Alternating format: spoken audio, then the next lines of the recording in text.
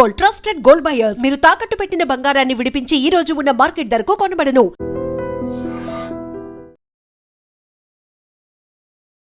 Gold ఈ మధ్య కాలంలో పూర్తిగా గోల్డ్ గురించి అందరు మాట్లాడుకుంటున్నారు. గోల్డ్ అమ్మో ఇంత భయంకరంగా పెరిగిపోతుంది ఏంటి అని మాట్లాడుతున్నటువంటి టైంలోనే ఒక్కసారిగా ఇట్లా ఢమాలని పడిపోతుంది కదా బంగారం ధర కానీ సిల్వర్ ధర కానీ.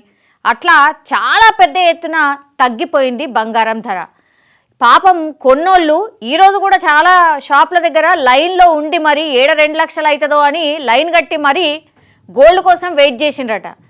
ఇక ఒక్కసారిగా తగ్గంగానే కొనాలన్నా అద్దని కొంతమంది ఏమో రిటర్న్ వచ్చేసిండ్రట. లేదు మళ్ళీ పెరుగుతుంది జస్ట్ తాత్కాలికమే పడ్డది అనగానే మళ్ళీ లైన్లో నిల్చొని కొనుక్కున్నారట. ఇట్లా పెద్ద కన్ఫ్యూజన్ అయితే అయిపోయింది గోల్డ్ అండ్ సిల్వర్ ధరకు సంబంధించి. అయితే ఈరోజు మనకున్నటువంటి అప్డేట్ ప్రకారం గోల్డ్ అండ్ సిల్వర్ ధర ఎంత తగ్గినా ఏంది ఒక్కసారి చూద్దాం. మీరు ఇక్కడ చూడండి, బంగారం ధరలు ఈరోజు భారీగా పడిపోవడం జరిగింది. దీనిలో భాగంగానే ఈరోజు 22 క్యారెట్ల గ్రామ్ బంగారం ధర 755 తగ్గి 17,640కి చేరుకుంది. నిన్న 16,000 మార్కు దాటిన బంగారం ధర చాలా రోజుల తర్వాత తగ్గుముఖం పట్టింది. నేను ఇది చెప్తోంది కేవలం గ్రామ్కి సంబంధించి. అమెరికా అధ్యక్షుడు అవలంబిస్తున్నటువంటి విధానాలు, అంతర్జాతీయ యుద్ధ వాతావరణాలు దీనికి ప్రధాన కారణాలు. మరొక వైపు దేశీయ స్టాక్ మార్కెట్లు కూడా నష్టాల్లో ఉన్నాయి. దీంతో బంగారం ధరలు భారీ స్థాయిలో పతనం అవ్వడం జరిగింది. దీనిలో భాగంగా ఈరోజు 1 గ్రామ్ 22 క్యారెట్ల బంగారం ధర ఏకంగా 755 తగ్గి 15,640కి చేరుకుంది.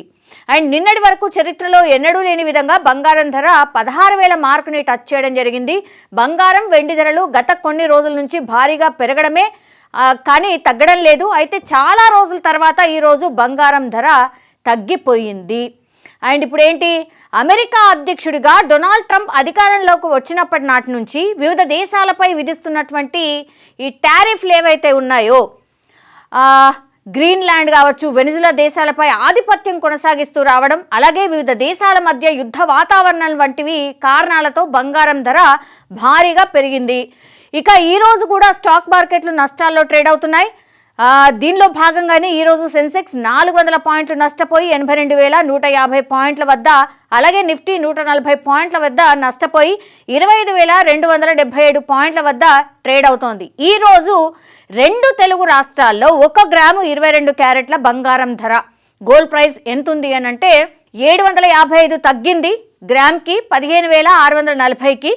అండ్ 8 గ్రాముల బంగారం ధర 6,040 తగ్గింది 1,25,120. ఇది నేను 8 గ్రాములకే చెప్తున్నా. అదే 10 గ్రాముల బంగారం తులం ధర ఎంత అంటే 7,550 తగ్గి 1,56,400 రూపాయల దగ్గర ఉంది. ఇక నిన్నటి ధరలతో పోల్చితే ఈరోజు 10 గ్రాముల 22 క్యారెట్ల బంగారం ధర 7,550 తగ్గింది. అలాగే 24 క్యారెట్ల బంగారం ధర 1 గ్రాము 823 రూపాయలు తగ్గి 17,062 గాను, అలాగే 8 గ్రాముల బంగారం ధర 6,584 తగ్గి 1,36,496గా ఉంది. అదేవిధంగా 10 గ్రాముల బంగారం ధర ఎంత అంటే 8,230 తగ్గి 1,70,000 దగ్గర ఉంది.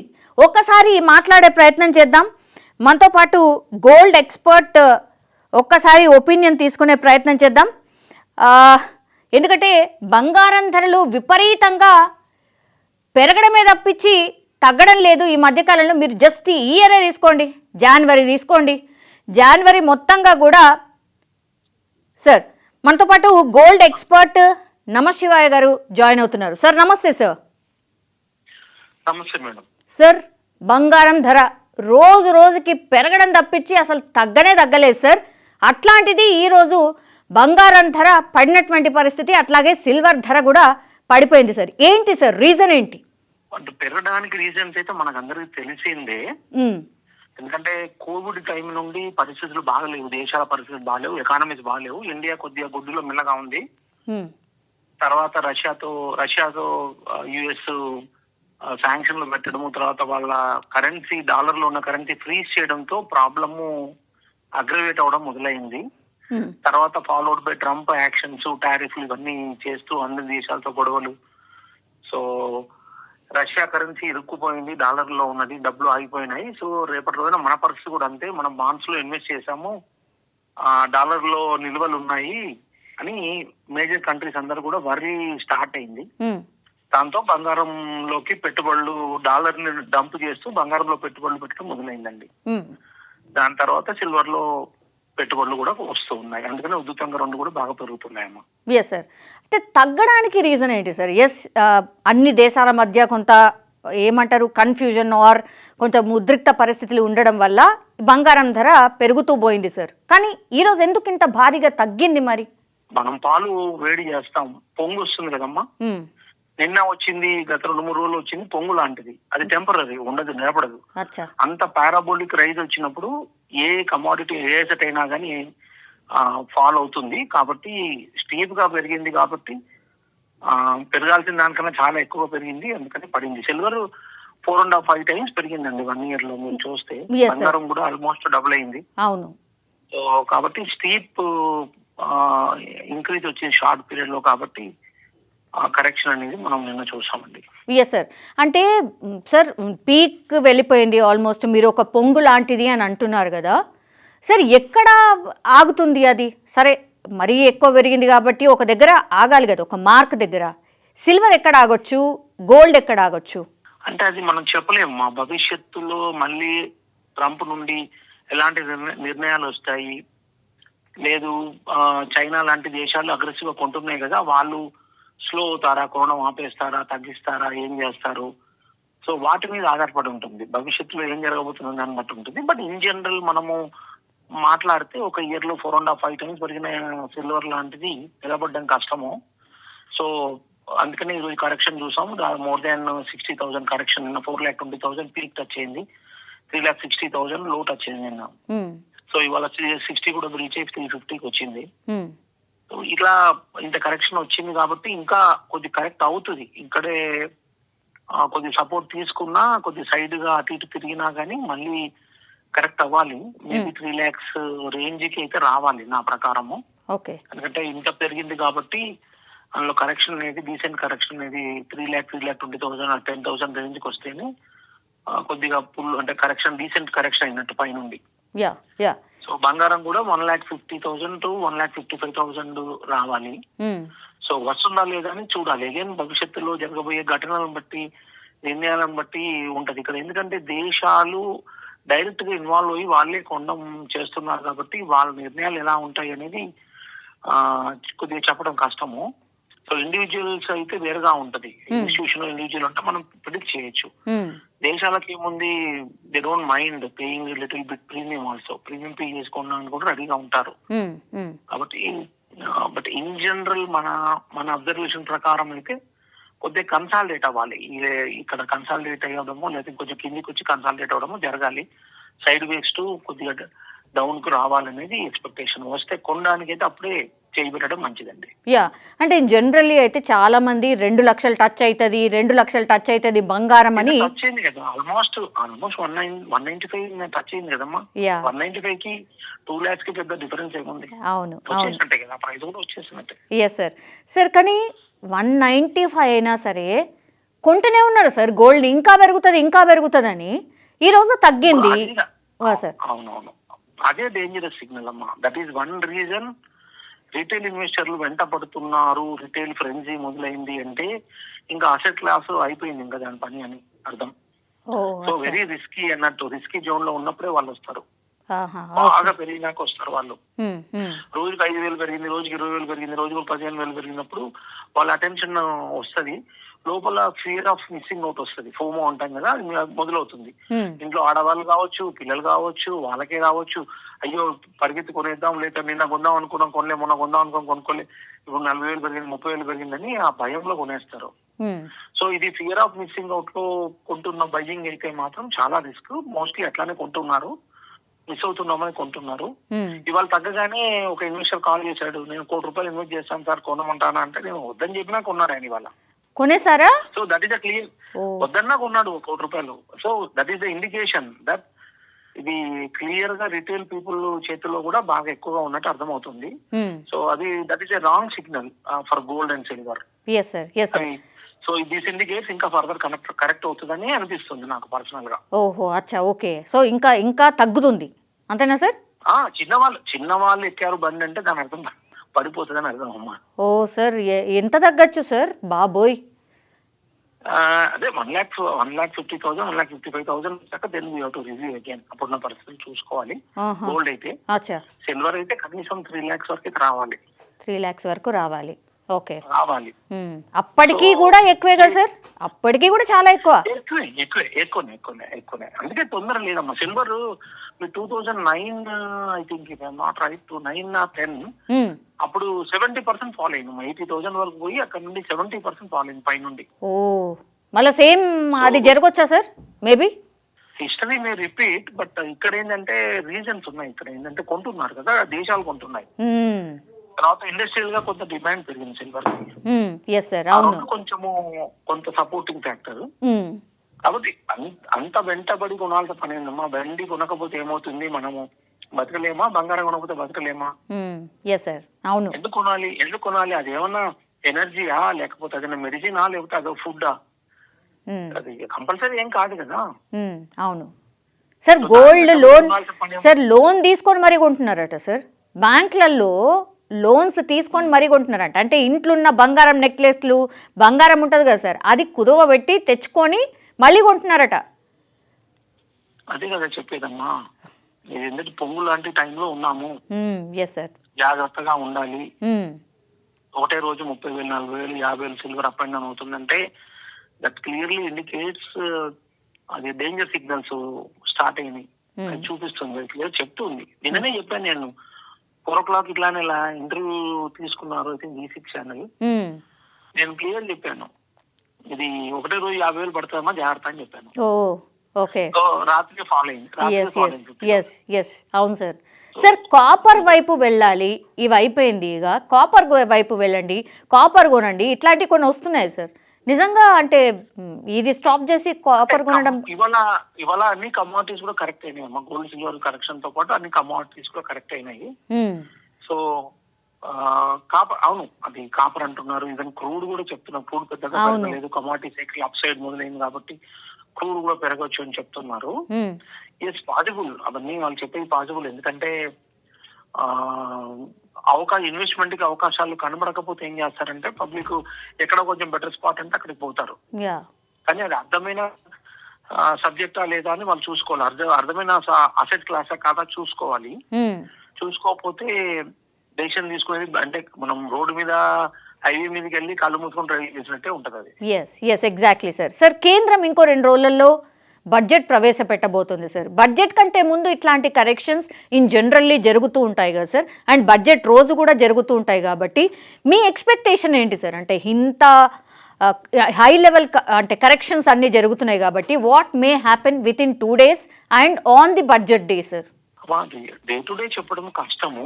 దేని గురించి కూడా మనం డే టు డే ఇమాజిన్ చేయలేము. బట్ ఈ లెవెల్లో కొనాలా వద్దా అనేది మనం మాట్లాడదాం. ఈ లెవెల్లో కొనాలా అంటే వద్దు, వెయిట్ చేయండి కరెక్షన్ కి. బంగారం ఎమర్జెన్సీ ఫంక్షన్స్ ఉన్నాయి అనుకున్న వాళ్ళు 1,50,000, 1,55,000 రేంజ్ కోసం వెయిట్ చేయండి. ప్యూర్ గోల్డ్ అంటే అనగా ఇక్కడ నుండి 15,000-20,000 తక్కువ కరెక్షన్ వచ్చినప్పుడు కొనుక్కోండి. అది ఎంతవరకు చెప్దాము.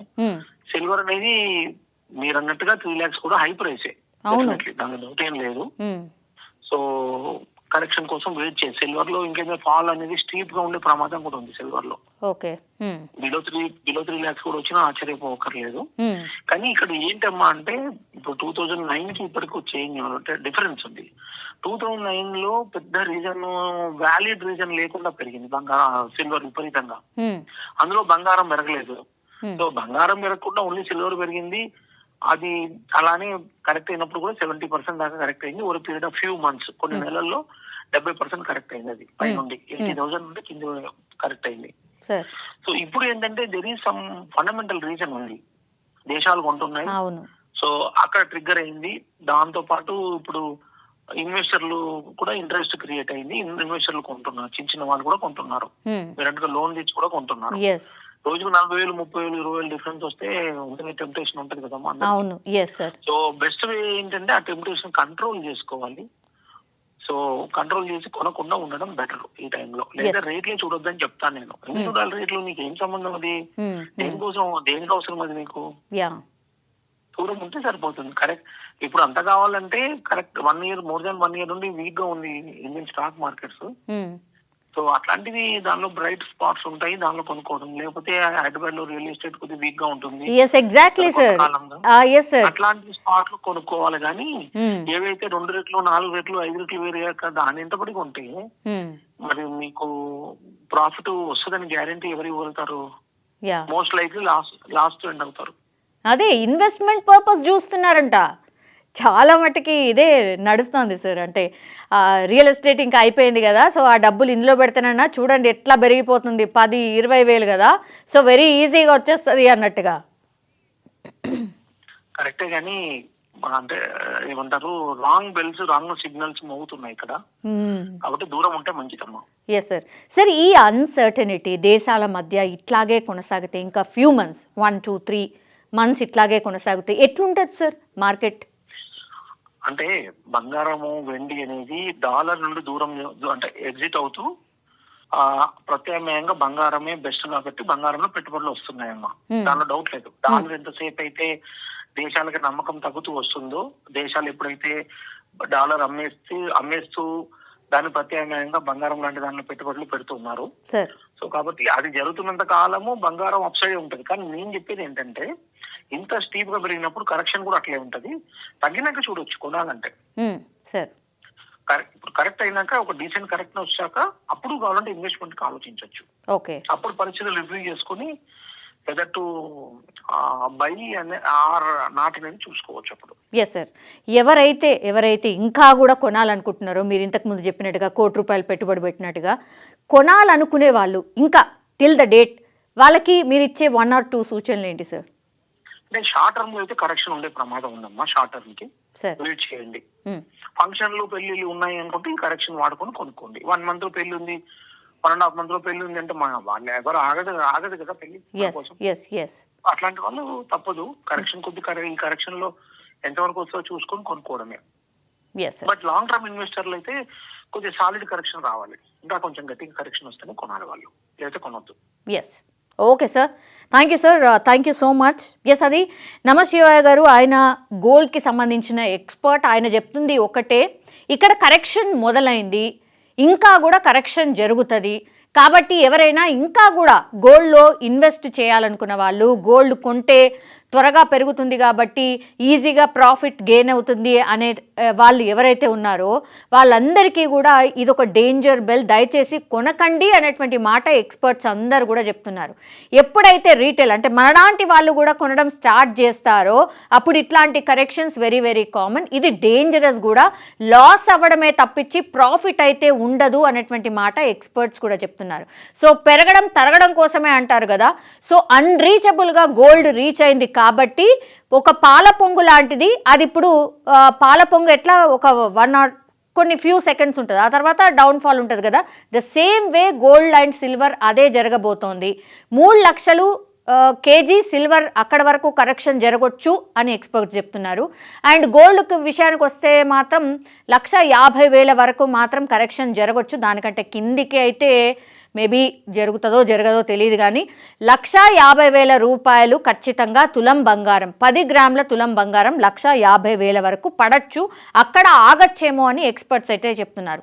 కానీ దయచేసి ఇట్లా పెట్టుబడుల కింద చూసే వాళ్ళు మాత్రం దయచేసి కొనకండి అనేటువంటి మాట ఎక్స్పర్ట్స్ కూడా చెప్తున్నారు. And for more videos, please subscribe to iDream. Please subscribe to iDream. Please subscribe iDream. And please subscribe to iDream. For more videos, subscribe to iDream. please like, share and subscribe to the channel. Congratulations, iDream. Subscribe to iDream. Subscribe to iDream. So subscribe to iDream Media. iDream team andarki huge congratulations. Please subscribe iDream Media. Please subscribe to iDream. Subscribe iDream. Please subscribe to iDream.